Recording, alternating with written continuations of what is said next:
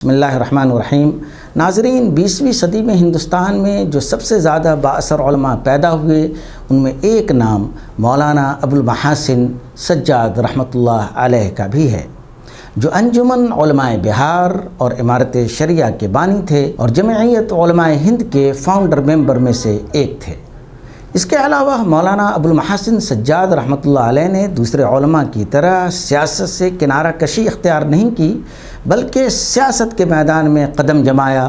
چنانچہ ایک مسلم آزاد پارٹی کے نام سے ایک سیاسی پارٹی بنائی اور بہار کو سب سے پہلا مسلم چیف منسٹر دینے کا کام کیا۔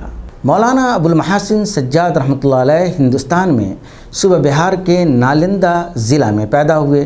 جب آپ صرف 4 سال کے تھے تو آپ کے والد حسین بخش کا انتقال ہو گیا۔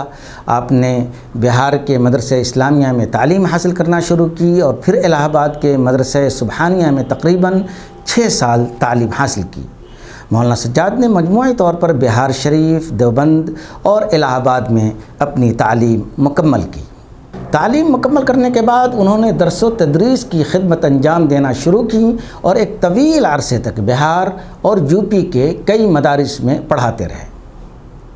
اسی دوران وہ تحریک آزادی میں بھی مسلسل متحرک رہے، چنانچہ تحریک عدم تعاون، تحریک خلافت اور سول نافرمانی کی تحریک میں حصہ لیا۔ وہ ہندو مسلم اتحاد کے حامی تھے اور ان ہڑتالوں میں بھی قیادت کی تھی جن میں سائمن کمیشن کا بائیکاٹ کیا گیا تھا۔ انہوں نے ہندوستان کی تقسیم کی مخالفت کی اور محمد علی جناح کی علیحدگی پسند مہم کے خلاف اپنی آواز بلند کی۔ مولانا سجاد رحمۃ اللہ علیہ نے 8 ستمبر 1920 عیسوی کو برطانوی سامان کا بائیکاٹ کرنے پر فتویٰ دیا اور مذہبی اصول فتویٰ ترک موالات کی تصنیف کی، جس پر 500 علماء کرام نے دستخط کیے تھے اور اس کو جمعیت علماء ہند کی طرف سے جاری کیا گیا تھا۔ انہیں 13 جولائی 1940 عیسوی کو جمعیت علماء ہند کا جنرل سیکریٹری مقرر کیا گیا تھا۔ اس سے پہلے بھی وہ احمد سعید دہلوی کی عدم موجودگی میں مجلس عاملہ کے جنرل سیکریٹری کی حیثیت سے خدمات انجام دے چکے تھے۔ مولانا سجاد مرحوم کی سب سے بڑی یہ خواہش تھی کہ علماء سیاست میں بھی قوم کی رہبری کا فرض انجام دیں، چنانچہ آپ نے ایک سیاسی پارٹی بنائی جس کا نام مسلم آزاد پارٹی رکھا۔ اس پارٹی کی بنیاد 1935 میں بہار کے ان مسلمانوں کی نمائندگی کے لیے رکھی گئی تھی جو کانگریس اور مسلم لیگ سے مایوس ہو چکے تھے۔ چونکہ کانگریس کے پاس مسلمانوں کی مسلم آبادی سے متعلق کوئی واضح پالیسی موجود نہیں تھی اور مسلم لیگ ایک الگ ملک کی وکالت کر رہی تھی جو ملک کو تقسیم کر رہی تھی، اس لیے بہار کے مسلمانوں نے اپنی پارٹی قائم کرنے کا فیصلہ کیا۔ بیرسٹر محمد یونس اور سید عبدالعزیز اس وقت سب سے زیادہ بااثر مسلم لیڈر تھے۔ مولانا سجاد اور بیرسٹر محمد یونس نے مسلم انڈیپینڈنٹ پارٹی تشکیل دی، جس نے کانگریس اور مسلم لیگ دونوں کی مخالفت کرتے ہوئے انڈیپینڈنٹ کا لفظ استعمال کیا، اور سید عبدالعزیز نے مسلم یونائٹڈ پارٹی تشکیل دی۔ 1937 عیسوی کے انتخابات میں یہ پارٹی بہار کی سب سے بڑی مسلم سیاسی پارٹی اور کانگریس کے بعد بہار میں دوسری بڑی پارٹی بن کر ابھری۔ مسلمانوں کے لیے مخصوص 40 نشستوں میں سے مسلم یونائٹڈ پارٹی نے 20 میں کامیابی حاصل کی۔ سید عبدالعزیز کی مسلم یونائٹڈ پارٹی نے 7 نشستوں پر کامیابی حاصل کی۔ 4 مسلمان کانگریس کے ٹکٹ پر منتخب ہوئے اور 8 آزاد مسلم امیدوار بھی منتخب ہوئے۔ یونس نے دیہی پٹنہ ویسٹ سیٹ پر پارٹی کے لیے کامیابی حاصل کی اور حضرت مولانا سید منت اللہ رحمانی بھاگلپور منگیر سے جیت گئے۔ مسلم یونائٹڈ پارٹی نے 1937 عیسوی میں بہار میں حکومت بنائی۔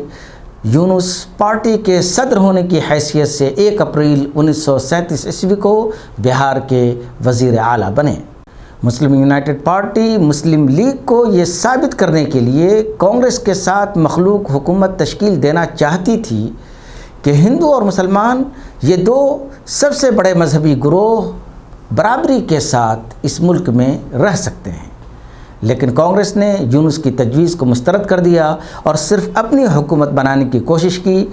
سوشلسٹ یوتھ لیڈر جے پرکاش نارائن نے یونس کی طرف سے حکومت بنانے کی گورنر کے دعوت نامے کو قبول کرنے پر کڑی تنقید کی۔ ان کی کانگریس پارٹی نے مسلم آزاد پارٹی کی حکومت کے خلاف مظاہرے بھی کیے، جس کی وجہ سے پارٹی جلد ہی اقتدار سے محروم ہو گئی۔ اس کے بعد ریاست میں کانگریس کو حکومت بنانے کی اجازت ملی۔ اس طرح مولانا ابو المحاسن سجاد رحمۃ اللہ علیہ نے بہار کی سیاست میں مسلمانوں کی حکومت قائم کر کے یہ ثابت کر دیا کہ اگر علماء کرام سیاست میں حصہ لیں تو بڑی تبدیلی ہو سکتی ہے۔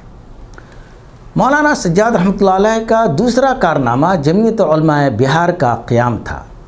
جمعیت علماء ہند کے قیام سے پہلے ہی مولانا ابو المحاسن سجاد نے جمعیت علماء بہار قائم کیا تھا اور اس کے ذریعہ آزادی کی سرگرمیوں میں حصہ لے رہے تھے۔ بعد میں جب جمعیت علماء ہند کا قیام عمل میں آیا تو آپ اس کے بانیوں میں شریک تھے، پھر آپ نے جمعیت علماء ہند بہار کو تحلیل کر دیا۔ مولانا ابو المحاسن سجاد رحمۃ اللہ علیہ کا تیسرا کارنامہ امارت شریعہ کا قیام ہے۔ مولانا مسلمانوں کی حکومت ختم ہو جانے کے بعد یہ چاہتے تھے کہ ملکی پیمانے پر ہندوستان میں کم سے کم مسلمان امارت شریعہ کے تحت اپنی زندگی گزاریں اور اپنے مسئلے مسائل کو اسلامی طریقے سے حل کریں۔ اس سلسلے میں شیخ الہند حضرت مولانا محمود حسن صاحب جب مالٹا کی قید سے ہندوستان واپس آئے تو حضرت مولانا دیوبند جا کر ان سے ملے اور شیخ الہند سے امارت شریعہ کی تجویز پیش کی، لیکن بعض اسباب کی بنا پر کل ہند امارت شریعہ کا قیام عمل میں نہ آ سکا۔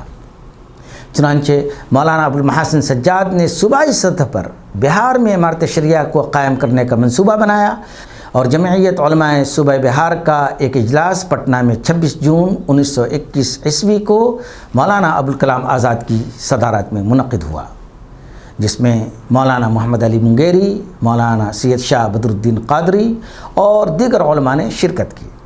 اس طرح امارت شریعہ کا قیام عمل میں آیا۔ پھر مولانا نے اپنی صلاحیت اور زندگی کی ساری توانائی امارت شریعہ کے لیے آخری دم تک جھونک دی۔ متحدہ بہار کے کونے کونے اور گاؤں گاؤں میں پہنچ کر امارت شریعہ سے لوگوں کو وابستہ کرتے رہے۔ امارت شریعہ ہی کے لیے چمپارن کے دورے پر تھے کہ وہیں ملیریا بخار میں مبتلا ہو گئے۔ پھلواری شریف واپس آئے، 9 دنوں تک بخار میں مبتلا رہے اور 23 نومبر 1940 عیسوی کو بروز شنبہ 4:45 بجے شام میں رفیق اعلیٰ سے جا ملے۔ ڈھونڈو گے اگر ملکوں ملکوں ملنے کے نہیں، نایاب ہیں ہم جو یاد نہ آئے بھول کے پھر، اے ہم نفسوں وہ خواب ہیں ہم، لاکھوں ہی مسافر چلتے ہیں منزل پہ پہنچتے ہیں دو ایک، اے اہل زمانہ قدر کرو نایاب نہ ہوں کمیاب ہیں ہم۔ اللہ تعالیٰ مولانا ابو المحاسن سجاد رحمۃ اللہ علیہ کی خدمات کو قبول فرمائیں، آمین۔